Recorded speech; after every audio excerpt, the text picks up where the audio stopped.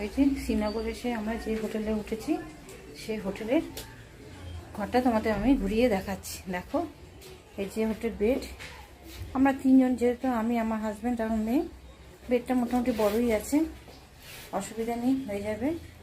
আর এখানে আছে দুটো বসার চেয়ার, একটা টেবিল, টি টেবিল।